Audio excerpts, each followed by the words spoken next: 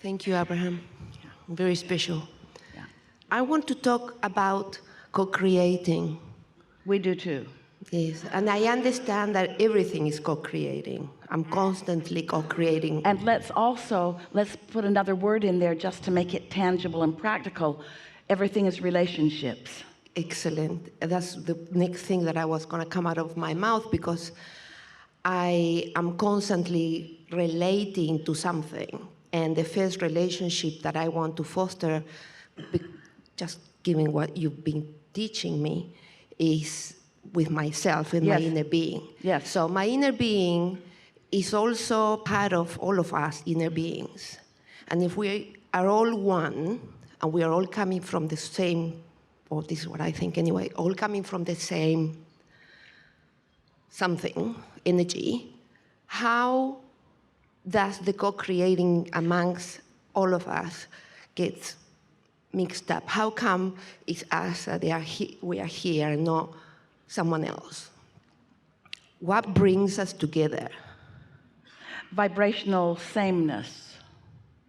Because I feel that I've got my own vibration, and sometimes it's very different from other people that are around me, but maybe it's not, maybe it's the same. Maybe this analogy will help. Jerry used to play a game with Esther when they were in a restaurant, and he would say, because he was contemplating this very subject, and he would take 2 dinner plates and he would stack one on top of the other, and he would say, this is us. See how much the same we are. The edges of the plates were all aligned. This is how harmonic we are. We like the same things about life. We are reaching for same or similar things. It was his way of appreciating them. And then he would offset the plates a bit, and he'd say, sometimes we are with people and we're more like that. We have things that are the same and things that are not. Those are still nice relationships. Sometimes we just barely have this little thing in common. Sometimes law of attraction doesn't bring us together at all. And Esther spent a lot of time thinking about that, because sometimes they would get together with people and the harmonics of all of them would be extraordinary, and sometimes less and sometimes not at all. And so what he was realizing is that you have active vibrations. Now, his story was about what each of their lives had brought them to when they met, because while his path was very different from hers, they had come to a lot of the same things. Both of them are uplifters. Both of them are wanting to be of value. Both of them want fun. Both of them like decorum. Both of them like order and elegance and well-being. So much of what in the sifting through life, knowing what you don't want, knowing what you do want.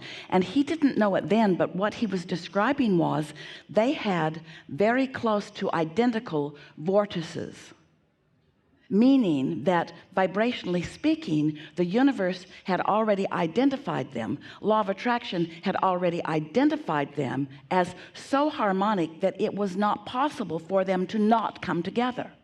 And once they were together, they began comparing notes about people they had known, and they realized that there were 10 or 15 different avenues through which they would have met if it had not happened the way that it did. The law of attraction had so many more opportunities lined up for them. So the same is true of all of you and all of you. So the factors are, how much of my life experience, how many life hours, you might say, have I spent creating this desire? That's part of it. How big is the desire, and how much attracting power does it have? That's a factor, a big factor. The other factor is, which is the thing that you care most about in your opening words, how much in vibrational harmony am I with my inner being? How much am I in harmony with what's in there? Because if you're in harmony with what's in there and others are in harmony with what's in there, then it is child's play to put what's in harmony together, and that's what equals the life experience that you live.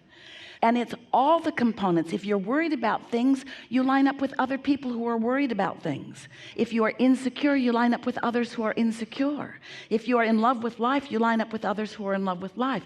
But it's not as cut and dried as we are making it sound, because most of you are not consistent about what you are offering, because most of you are offering your vibration because of what you are observing in the moment. So it moves about quite a bit. But even in that, there are more man hours, you might say, applied to some subjects than others. And the law of attraction sorts it out. So for a long time, we've been saying there are two ways for you to know what you've got going on in your vibrational mix. And today, let's take those words into a further place of understanding.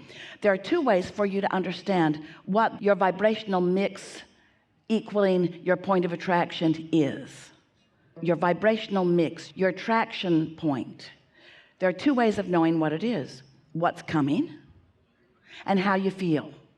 How you feel is pre-manifestational. What arrives is post-manifestational. And of course, it is through both of those awarenesses that you begin to decide how you really want to offer your vibrations. It seems like they are happening at the same time. What does? Well, what's coming and how I feel. Well, then you want to be more sensitive, because if you don't feel it till it gets there, you weren't paying attention. That really isn't what's happening. Of course, once it comes, Esther says frequently, well, saw that coming. You can anticipate what's coming based upon the way you feel. After a while, your moods will be a really good indicator. Sometimes you'll even say, I can feel what must be coming. I can't see it, but when it gets here, I'll recognize it. Now, we want to take this a little further, because we don't want to leave this in this muddy place. We want to bring it to a practical place, because we don't want you to worry about what law of attraction is doing with what you've been offering, because what's coming about is just fine. The important thing to know is that it's always moldable. That's why we say you can't get it wrong, and the reason you can't get it wrong is because you never get it done. So at any point in time, you can assess and regroup and make a new decision. The thing that trips most humans up is that when something happens that they are not really enjoying that much, that's when they try to regroup and make a new decision, and that's when they try to think different thoughts, but the momentum just won't let them do it. And that's why we're having this conversation about getting out ahead of it. We would like you to understand that you've already launched the rockets of desire, and that your vortex already is gathering the cooperative components, and that your work is much more simple than we are making it seem with this conversation. Your work is just to get happy, and everything that you've ever wanted and everything that you've ever wanted and how it combines together is there to begin revealing itself to you moment by moment by moment by moment by moment. And so when you begin being consciously aware of the pieces coming together, that's when you begin to relax and not try so hard to manipulate or manage your life. That's when you give others the freedom and the leeway to do whatever they want, because whatever it is that they are thinking, even about you, is irrelevant to you, because you've got your own vibrational relationship with who you are and what you want. So someone who's insecure, who's looking at you and looking for things to justify their insecurity, you're not picking up on them because you're not even in the range of insecurity. And that's what we mean by becoming a master. Don't try to be a master of your thoughts.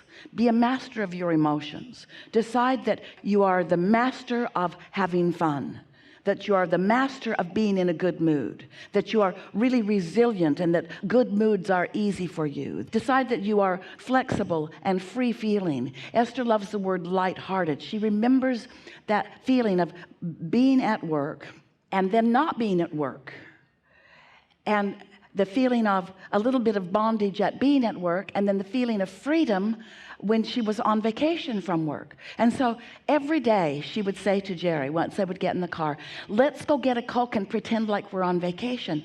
And the thing that was funny about that, they were always on vacation.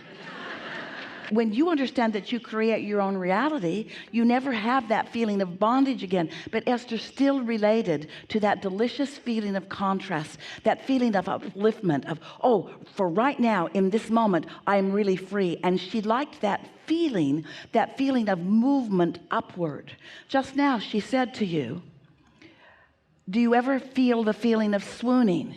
And what that feeling is, that's the feeling of energy moving upward. In other words, Esther was high flying. She's been having a good time already. She's enjoying the people that she's been engaged with already this morning. She could not feel better. She wrote it on her list as she was chilling and getting herself prepared for, I have never felt better, she is writing to herself. I love how I feel. And yet still, she stands here, and as good as she feels, once she really, with intentionality, relaxes with the intention of blending, or allowing the blending of her energies with ours, the feeling of swooning, the feeling of moving from not being on vacation to more vacation. As you realize that you can feel better and better, no matter how good you feel, the furniture in your room can be better. Everything can be better. Everything can be better. This bowl is too big for that shelf. Put it over there. Ah, really good. That plant is not getting enough sunlight. Put it over there. Much better. This chair belongs on the porch. Put it on the porch. That is more seating for my friends. Bring it inside. Her room doesn't look anything like it used to. Don't do that. Always looking for something that feels a little better. That's the nature. You are expansive beings. You cannot stand still. You can't stand still. There's always more, and there's always data around you to help you in the forming of those new ideas. And when you're free-flowing, so that as the idea comes, the inspiration for the movement comes too. Life just is delicious when you are living it like that. Did we get to what you were reaching for? Yes. Thank you. Really good. Really good.